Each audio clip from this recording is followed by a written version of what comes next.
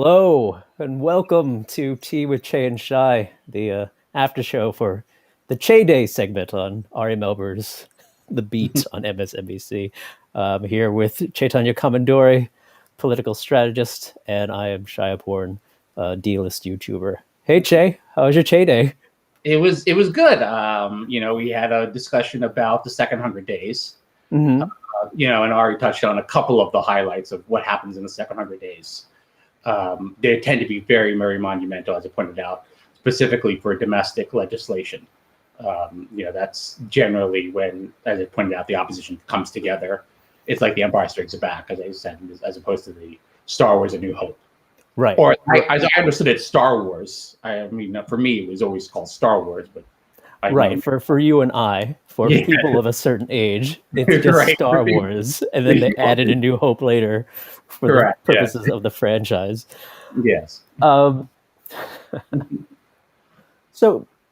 do you feel that Biden's first 100 days went pretty well?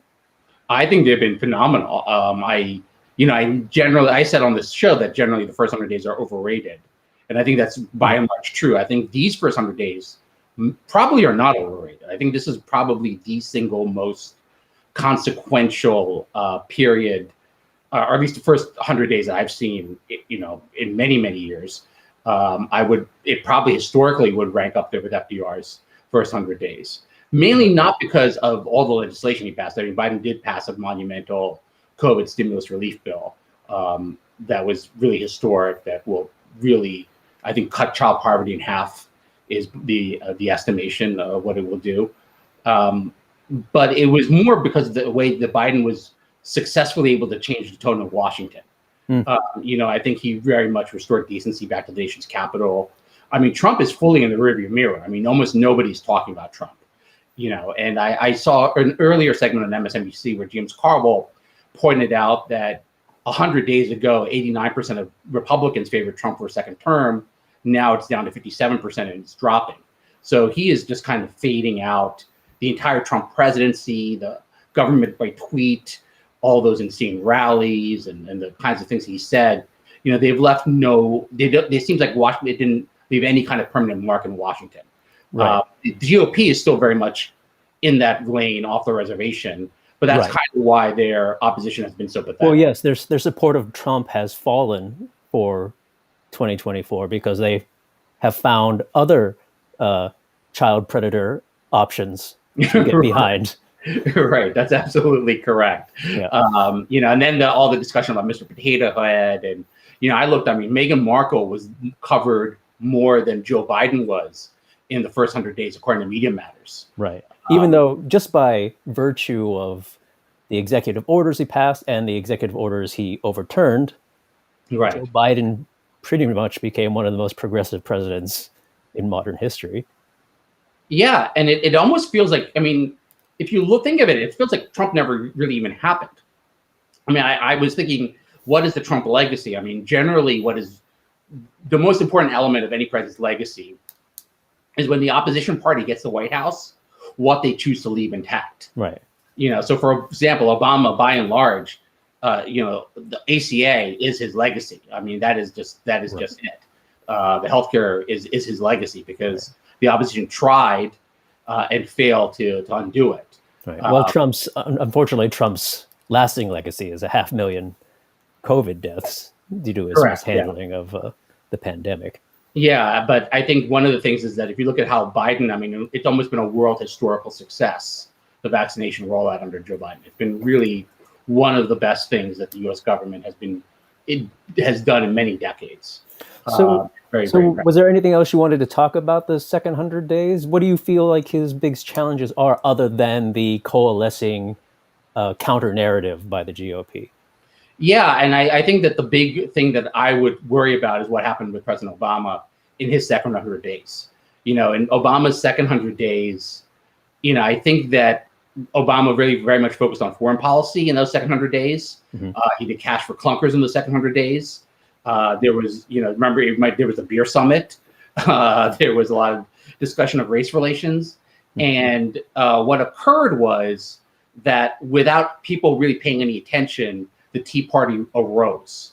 And I think that was a major, major mistake on the part of the Obama team to sort of just take their eyes off the ball for that second 100 days. I don't think they saw what happened or what was coming. And part of it also is that I think political professionals, I think they screw up a lot because they think of things as very compartmentalized.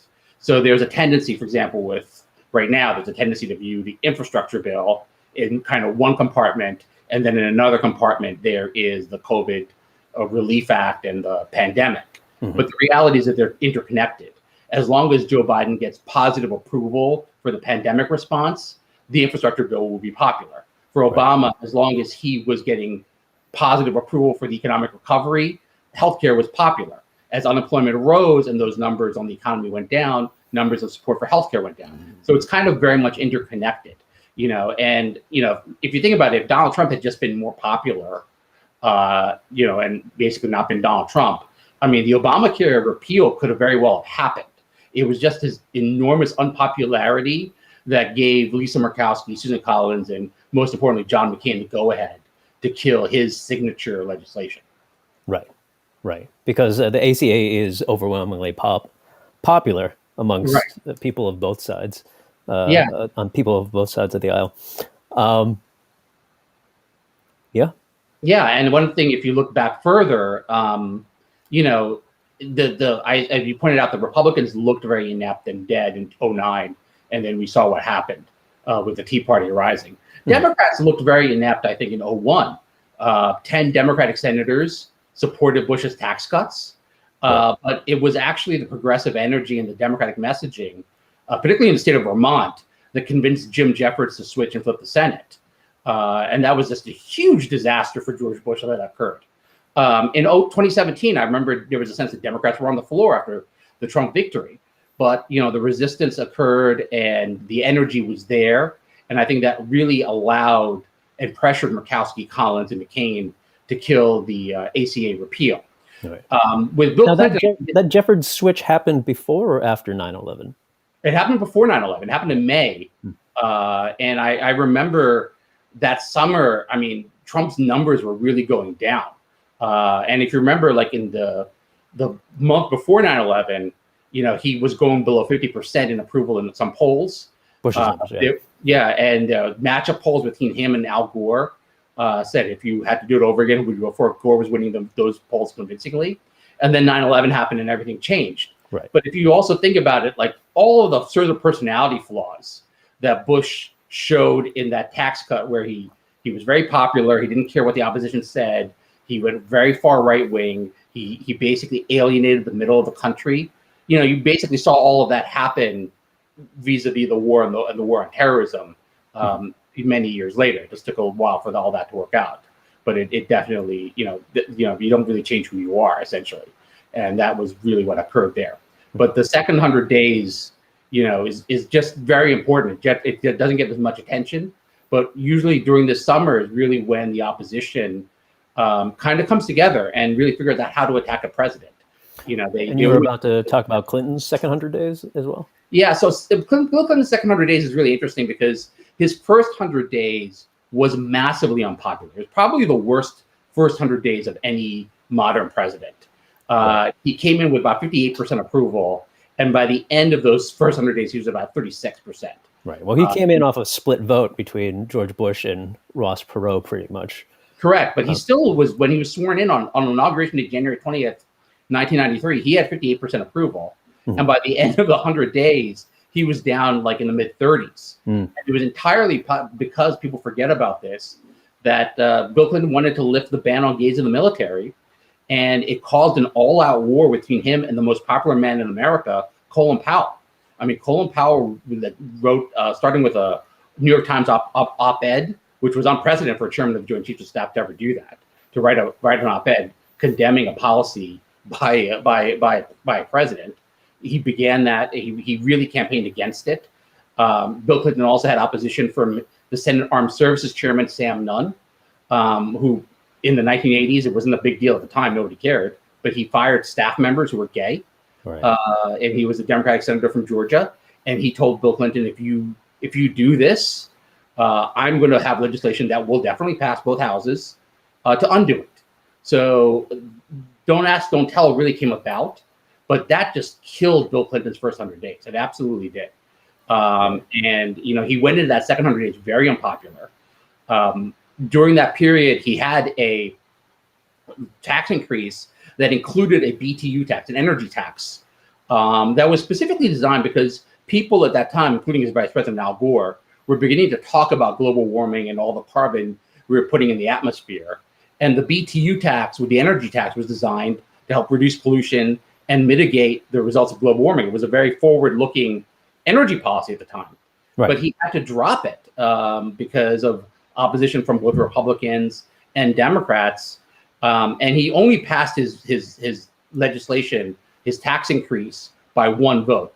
Bob Kerrey in the U.S. Senate and Marjorie Margolis-Mizvinsky, the member of Congress from, I believe, Bluebell, Pennsylvania, who later became Chelsea Clinton's mother-in-law, believe it or not. Her son married Chelsea Clinton, and they're still married to this day. So that, I mean, even though she lost, she basically voted for this and then lost her seat, she did gain Chelsea as a daughter. So that was not a bad trade-off. And the smiling eyes of history. It is an argument for voting your conscience and voting for what is right early on in your presidency rather than what is politically expedient. Did Colin Powell ever recant his position on Don't Ask, Don't Tell? Yeah, he did. When Obama came into office, he fully changed his position. He went on CBS and said, I was wrong about that, and now it's time to change the policy. He fully supported President Obama's position on that. He basically, the times changed, and he really kind of grew to, like, the rest of the country really moved on the issue of gay rights. But we forget in the early 90s, when Bill Clinton raised gays in the military, gays openly serving in the military, nobody really even discussed gay rights in American society. I mean, I remember it really well that it just wasn't openly discussed in American society. Even during the 80s, the AIDS epidemic that swept the country. Well, they were very much ignored, gay rights during the 80s. Right. Yeah, and there was actually a story that was done about how George Bush was very uncomfortable talking about AIDS because he was very uncomfortable talking about gay rights. He just was, very uncomfortable with it, just personally with that subject matter. So, it was a very different time. It's a time I think a lot of people who are younger just cannot understand what America was like in the early 90s and the 80s. But it was very much like that. But yeah, that it's rearing its head again with the trans rights issue right now. Yeah, right? The GOP is rolling out their old playbook of against trans people. Yeah, and in fact, to be honest, like J.K. Rowling's position on this is very similar to the opposition to gay marriage. When she says, "Oh, a woman is a biological woman," and that's the definition of a woman. It's very similar to the way, and I remember people said, "Well, marriage is between a man and a woman. That's the definition of marriage." I mean, it was entirely the same sort of idea, the same way of sculpting the issue. It was completely the same. Exactly. Bravo, by the way, on your quick metaphor change of. Like Jar Jar Binks. I was like, Jar Jar's a good guy. I mean, he wasn't. Right. I mean, I've got to defend him a little bit. I mean, Jar Jar Binks was problematic, but he was a good guy. Although there's, of course, the conspiracy theory online that Jar Jar Binks is a secret Sith Lord. Yeah, I've heard that theory. I have seen all 125 episodes of the Clone Wars, where that is kind of very much dispelled. So maybe I'm sort of colored by that. But his heart was in the right place. He wasn't the best character ever. He was a bumbler. He wasn't a villain. I mean, I would, as I was saying, like it's Grand Moff Tarkin who built the Death Star with a massive design flaw, very much like the way Tucker Carlson is trying to build a modern Republican Party with a massive demographic flaw. But Democrats must be wary because the Sith will quietly arise underneath the nose of the Jedi Council. Yeah, that's exactly right. I mean, like Sarah Palin, which she posted on Facebook about death panels in the ACA. Yeah. I mean, I don't think anybody realized how big that would turn into. I mean, that became just a massive issue. And it actually, I think, persists very much almost to this day, that misinformation.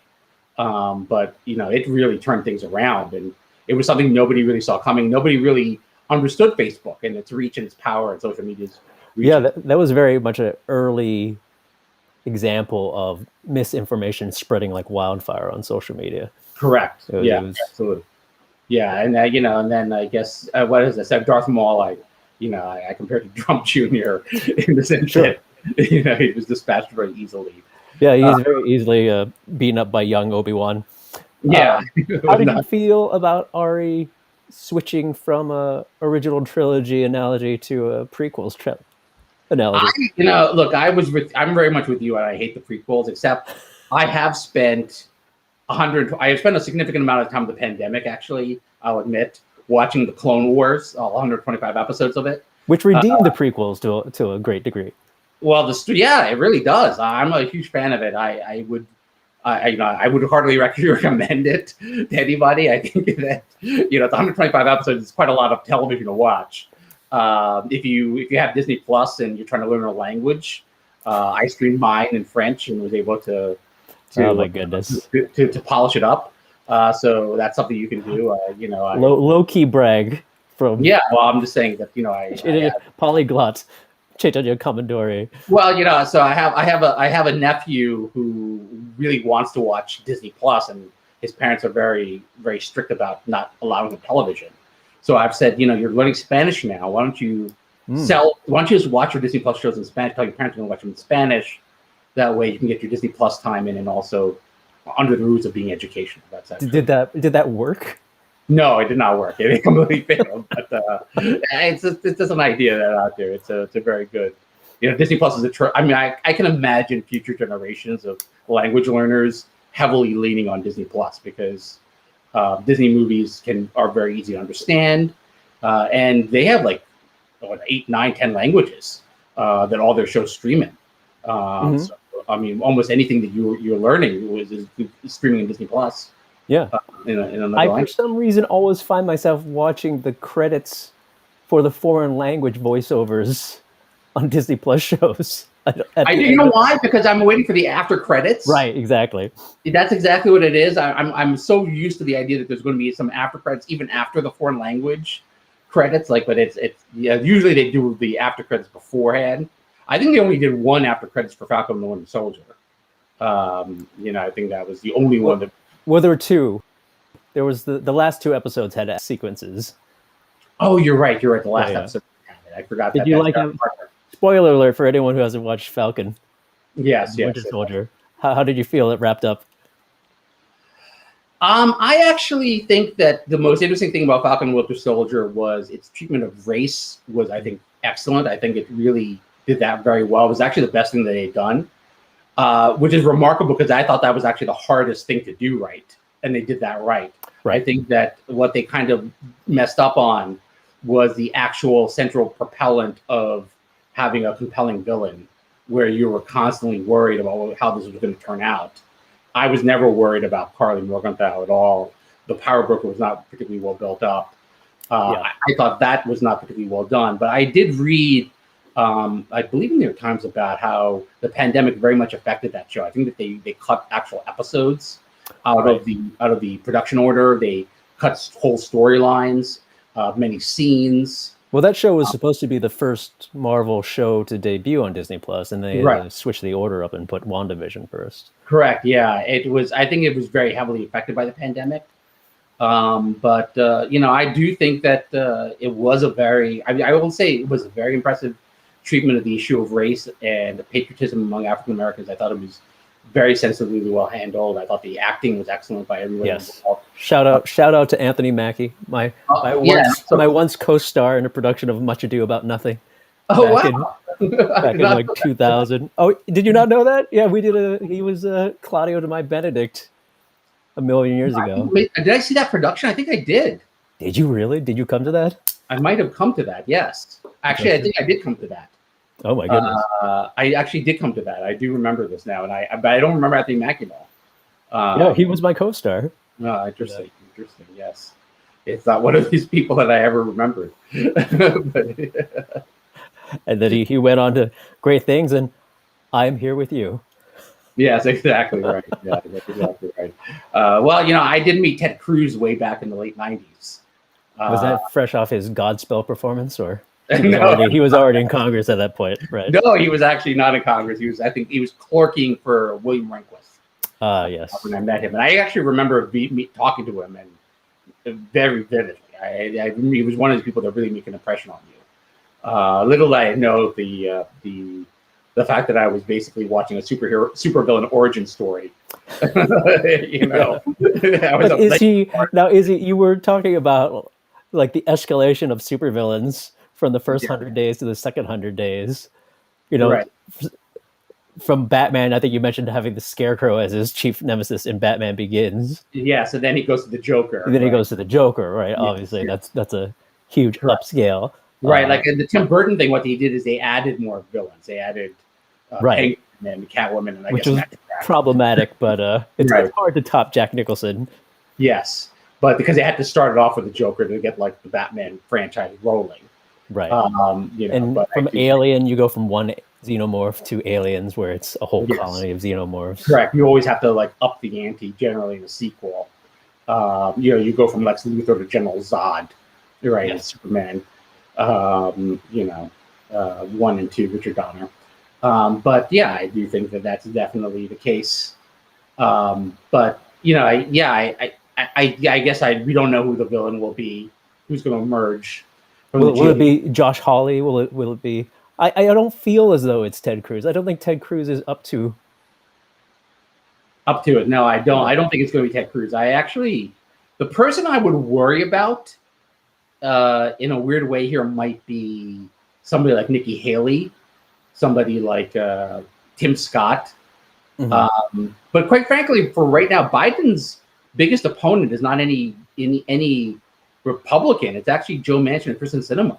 Like, they've actually been more the leaders of the opposition to Biden than any Republican has been. Right. Republicans are very busy reading Dr. Seuss and stuff. Sinema and Manchin are the ones who are much more problematic than Joe Biden. Right, and you've discussed on past Che days the dangers of playing to the middle, like yes, that's absolutely the case, and how it's more important for Joe Biden to succeed. You're right, absolutely, in order to help them succeed. But perhaps they will learn that lesson before the year is out. But I guess we can wrap it up. So, is there anything? Yeah. What were you drinking? Anything? I was having. I have actually my mint green tea. You're having mint green tea, yeah. Yes. I'm having the tea that is how people mispronounce your name. I'm having chai tea. Chai tea. Oh, yeah. Yes. One of these days I have to do the Earl Grey, like Captain Picard, and specifically those little kind of glass sort of shot glass that looks like the Norwegian yeah glass tea set that he has. Yeah, I need to definitely do it. It is beautiful. Oh yeah, quick ending. Since you are a cinephile, what do you think of the Oscars? I thought it was the worst show I'd ever seen. Worse than the Anne Hathaway, James Franco? Yeah, I actually would. I would put it worse. I mean, that's an interesting discussion. I mean, is this because I felt like the Anne Hathaway, James Franco, there was an attempt to entertain you, and here there was absolutely zero attempt. And it was just I just was very conscious this was a cash grab on the part of the Academy. They were just doing this to get ad revenue into their coffers. Mm-hmm. I completely, when they did Best Picture, I assumed the show was over. I did not.